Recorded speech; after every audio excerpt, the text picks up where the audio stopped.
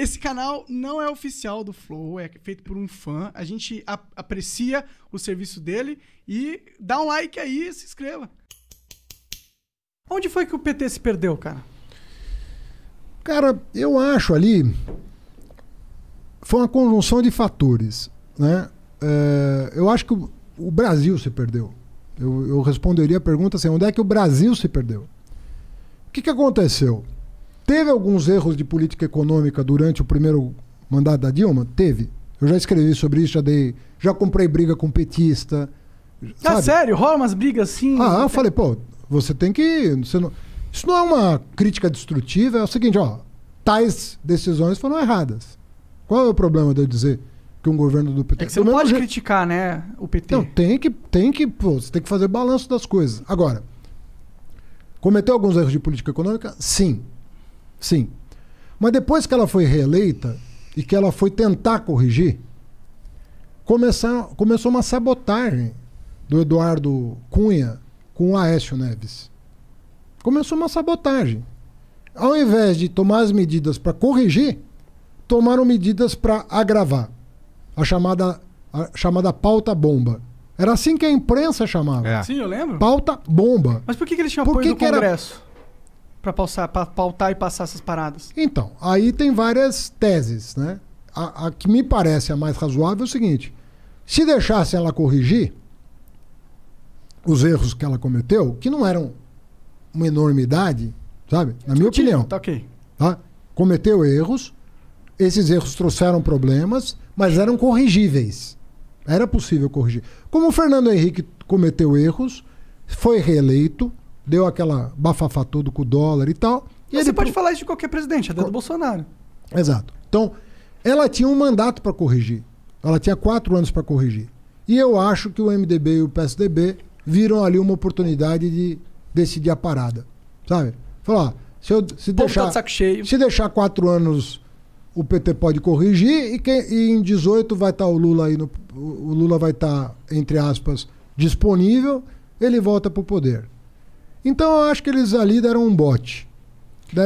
Mas você tá, sabe? okay. Viram a oportunidade de dar um bote. Mas você não pode jogar tudo no colo dos caras, tá ligado? Porque... Eu acabei de falar que houve erros de política econômica. Eu sei. O que eu acho... Mas não foi só os erros de política econômica, na minha visão. Erros até de comunicação. Tipo, bom. A Dilma... Claro, não. Desculpa, PTzada que tá... Mas a Dilma era muito ruim falando, sabe? Ela não passava a credibilidade de um líder sério. E pelas histórias que a gente ouvia, ela tinha dificuldade até de liderança mesmo, de lidar com o dia a dia, com as pessoas ali, né? E outra, tem uma parada que o PT, que você não pode negar isso, eu pode se quiser, na verdade, mas eu acho que pra mim é inegável que tem um problema do PT que vai além da Dilma como presidente e dos erros econômicos cometidos durante a presidência. Vai de um erro de estrutura de poder, de estrutura de partido, do que o partido representa. Qual que é? Você falou que tem um projeto, que tem que ter um projeto. E eu acho que foi exatamente ali que o PT se perdeu, na minha visão. Que o projeto de país que o PT tinha se confundiu. Porque ele esqueceu de perguntar se o país queria esse projeto, entendeu? Cara, eu acho que queria. Porque o Lula saiu de lá com 87% de aprovação pelo Ibope e 83% pelo Datafolha. E quando os caras falam da situação macroeconômica daquela época, que o Brasil estava exportando com um absurdo, era dinheiro entrando pra caralho. O Brasil foi considerado o país mais bem-sucedido no enfrentamento da crise financeira de 2008. Isso não sou eu que estou dizendo, é The Economist. O Lula foi aplaudido em 2010, quando deixou a presidência, como um cara que enfrentou a crise de 2008 da maneira mais assombrosa possível. Desculpa ser chatão, mas aqueles caras... Tem um argumento que o que o Lula fez foi o seguinte: ele aumentou, expandiu o crédito absurdamente.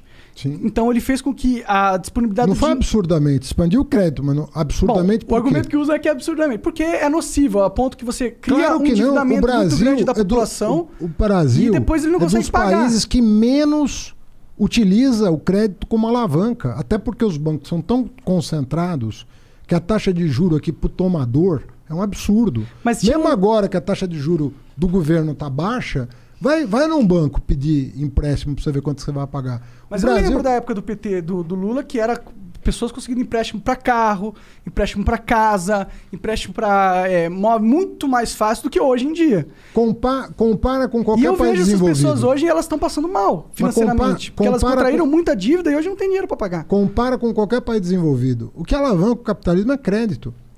É produção, crédito. na minha visão. Mas e o que alavanca a produção? Novas ideias, investimento. Ah, e sem crédito?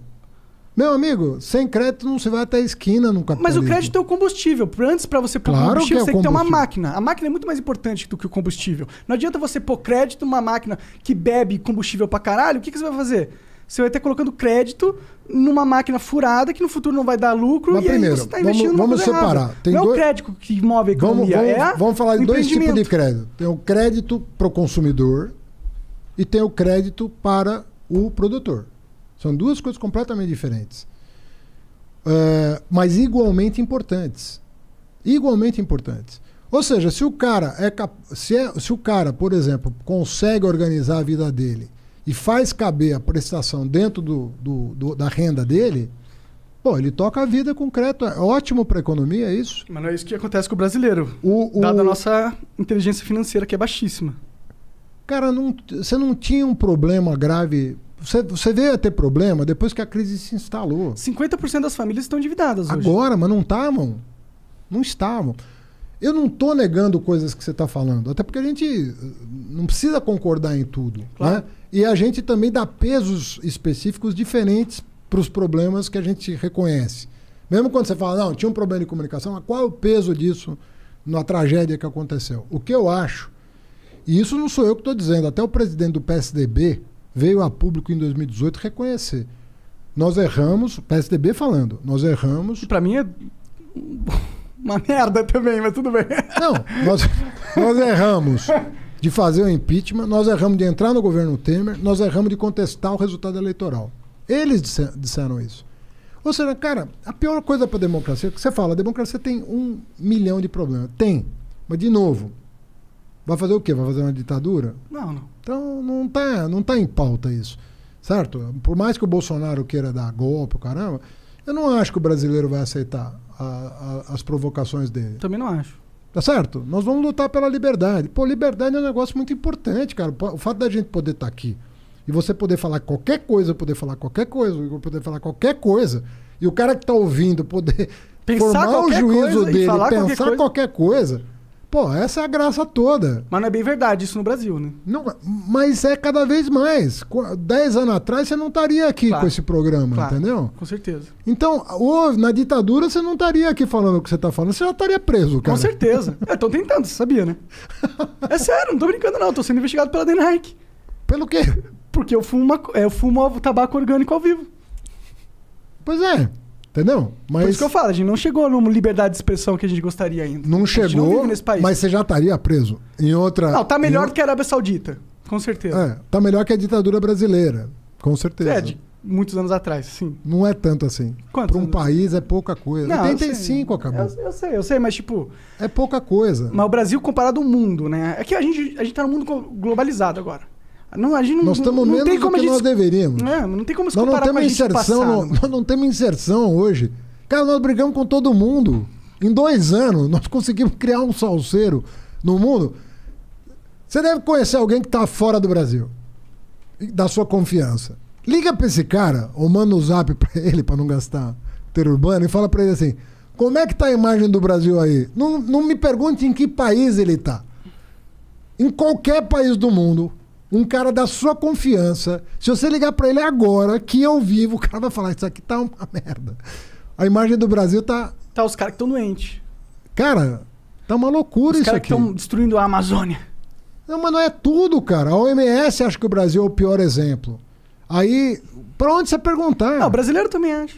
Quer dizer, então, 70% do brasileiro acha.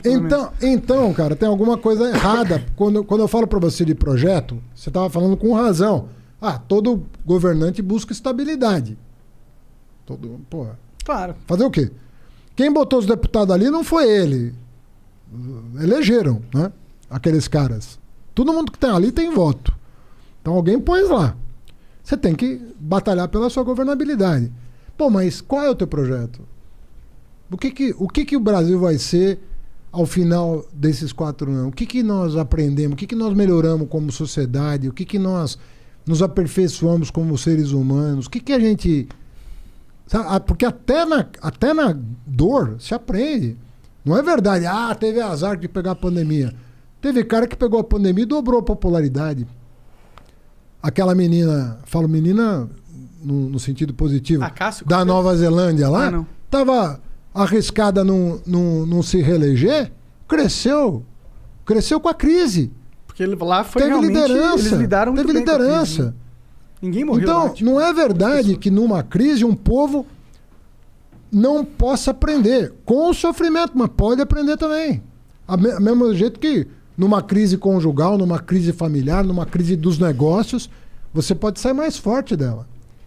A pergunta é, o que nós vamos aprender? O que nós vamos sair melhor do que entramos? A minha impressão é de que não.